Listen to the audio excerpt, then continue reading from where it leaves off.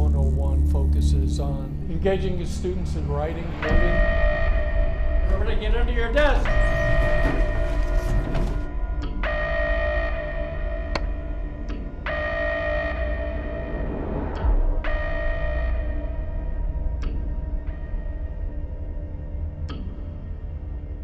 This took place 2 years ago, and I can still recall every moment in almost perfect detail. It was nearing the end of school. Everyone was on their way to their last period, which for me was history, a class that I not only wasn't good at, but I also disliked the teacher, and at that point I honestly had no motivation of even showing up. So, ultimately, I decided to ditch and hide out in one of the bathroom stalls located near the very back of the school. Almost no one went back there, so I figured no one would find out anyway. I was in the furthest back stall, playing some game on my phone, when the ear-deafening sound of the principal coming over the intercom made me jump. Lockdown, lockdown. This is an emergency alert. Please follow lockdown procedures. Go into the nearest room or building, lock the door, and turn off all lights.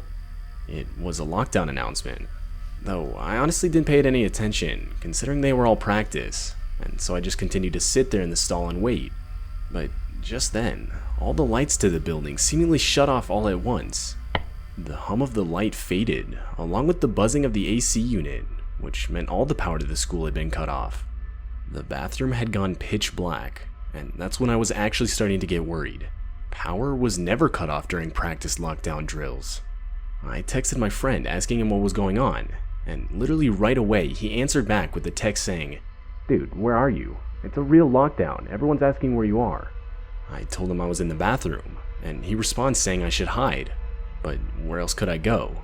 I wasn't just going to run out into the hallway to find a better spot. So ultimately, I decided to stay and hide in the stall I was in. I turned my phone's brightness down and texted my friend again. I asked him what the reason was for the lockdown, and after 5 long minutes of waiting, he replied saying that apparently there was a kid armed with a knife banging on classroom doors and asking to be let in. Both my classroom and the bathroom I was in were on the same floor, so I turned off my phone and tried my best to see if I could hear anything. There were running footsteps, and that was shortly followed by the sound of the bathroom door opening. I was absolutely horrified at what I was hearing. Whoever entered walked towards the stall next to me, went inside, and shut the door. I held my breath for what seemed like forever. Then, to break the silence, in a shaky voice, I said, "Who's in here?" It was silent for a second, and then I heard a voice reply with, "I'm just looking for a place to hide. I heard there was a lockdown over the speakers." That didn't really answer my question, but the guy sounded around my age, and so I decided I'd just let it go. We sat in silence for what seemed like forever, when finally we got another announcement telling all students to exit the school in an orderly fashion through the front doors, where cops would be waiting outside. I exited the stall, but was surprised to see the guy next to me didn't. I asked him if he was coming, and he replied saying, Yeah man, just give me a couple minutes." I thought that was weird, but regardless, I left the bathroom and started heading towards the front exit of the school. As I was walking, my phone went off. My friend had texted me. He said that apparently a kid who was maybe a couple years older than us tried to rob a nearby gas station at knife point. The guy actually stabbed a couple people, and when he was unsuccessful in getting any money, he ran to hide in our school to blend in as one of the students. But what horrified me the most was the last sentence. My friend said that the cops outside were saying that the kid was still inside, and that he was hiding somewhere in the back of the school.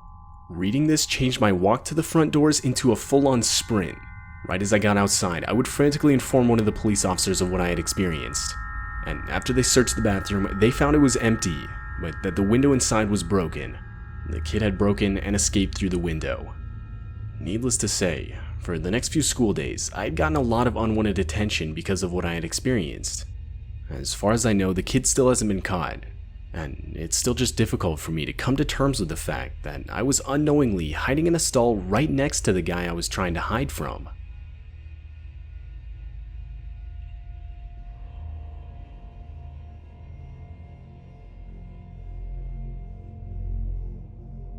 I somewhat recently got my first real job as a teacher at a public elementary school in a nearby neighborhood. It was the first school year I was teaching, and at this point it was only September, so needless to say, I was still learning the ropes.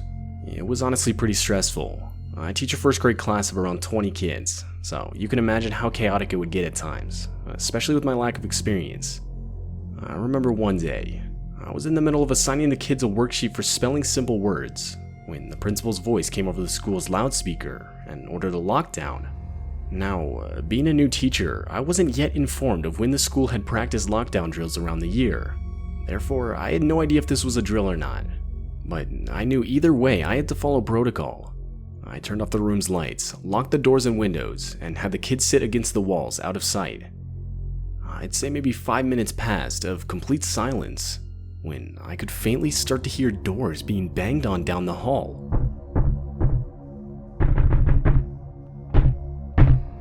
I could feel my heart start to race as the sounds got louder as whoever was banging on the doors got closer. At this point, I still had no idea whether it was just the principal checking all the classroom locks or an actual intruder in the school. But my thoughts were interrupted by one of my students bursting out crying. It was too loud. There's no doubt whoever was outside would have been able to hear it. I could tell. The banging outside stopped in response to the noise, shortly after, followed by a single pair of footsteps walking up to the door. It was silent for a few seconds, but the silence was quickly broken by a male's voice yelling out, "Hey guys, I think there's kids in this one." And that confirmed this lockdown was real. More footsteps could be heard running up to the door, and that's when genuine attempts to break down the door were made by multiple people. At that point, not a single kid in the class wasn't crying or screaming in fear. I didn't know what to do. I was never trained for this kind of situation. And that's when 2 gunshots could be heard. But it didn't come from the intruders. Police were now inside the building. Right after the shots were fired, the intruders could be heard running down the hall. 30 minutes later, and we were given the all clear. It turns out the intruders were 3 local high school students. They were eventually caught, but when asked why they did it, they would say close to nothing. Although, one of the kids claimed it was a bet, but personally I don't believe that for a second. No bet is worth going to court over and even possibly losing your freedom.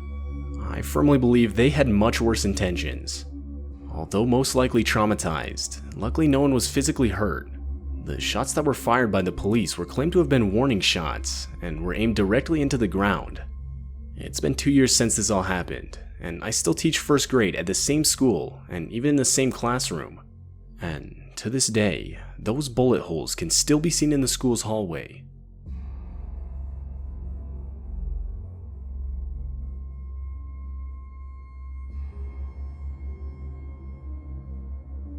This happened back when I was in middle school. Technically, it was actually my last day in middle school. It was late May, and for our last day, our school would do a sort of field day where the whole school would play a bunch of games to celebrate the end of the school year. Now, back then, I used to be a pretty active kid, but unfortunately, due to a recent concussion, I was unable to participate in any games the whole day. I was pretty disappointed, yeah, though I did bring my DS and quickly opted to just sit inside one of the classrooms and play that. There wasn't really anything else I could do. None of the teachers seemed to mind, so there I was, all by myself in the classroom for my science class playing my DS. All the while the other kids got to play games in the school's gymnasium. It was a weird feeling being in that classroom alone. I don't really know how to explain it. Up until that point, I don't think I'd ever been in a classroom completely alone. Something that needs to be mentioned is that the teachers that weren't watching the kids in the gymnasium were in a room across the hall having meetings. I'd say I was playing on my DS for not even an hour when my English teacher, Miss Allen, rushed up to the classroom's door and closed it from the outside. She didn't say anything to me, so I figured she just wanted to make sure I couldn't hear whatever the teachers were talking about across the hall. Forgetting about it, I went back to playing my DS. A couple minutes later, the classroom's door swung open. I expected to see one of the teachers coming in to check on me, but no, a man I'd never seen before walked into the room and closed the door behind him. The guy had to have at least been in his 50s, and so I just assumed it was some kid's dad. It wasn't unusual for parents to come into the school to bring a student their lunch, so I asked if he was looking for someone. He replied with no, in a tone that seemed almost offended that I would even ask that question. Before I could say anything else, the guy started walking towards me. I asked him what he was doing, and that's when he lifted up his shirt, revealing a handgun on his waistband.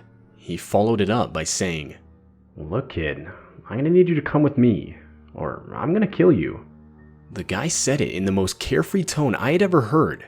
And that, along with the fact that I'd never even seen a gun in person before, instantly overwhelmed me with pure fear. Before I could fully comprehend the danger of the situation I was in, the guy firmly grabbed my wrist and started pulling me towards the classroom door. But before we got into the hallway, the deafening sound of our school's lockdown alarm started going off. This was followed by the guy instantly letting go of my wrist and making a run for it down the hall and through a back exit. I stood there in shock for a second, but ultimately went back inside the classroom. I'm not sure how much time had passed when Miss Allen came back into the room and told me that she didn't want to scare me, but that there had been an intruder inside the building and a lockdown which now was over had taken place. I would tell her about the man, and instantly she brought me to a police officer who was already on the premises to explain what I had experienced. It turns out the man was the whole reason the school went into lockdown in the first place. The man was reported to have been scoping out the school all morning, and when he was seen getting close to the building itself, someone would call the police, which resulted in the lockdown. The guy was later caught and would openly admit that he had been trying to scare kids into getting into his car so he could kidnap them. And this reality still horrifies me to this day. Not a day goes by where I'm not thankful for the school's alarm going off when it did.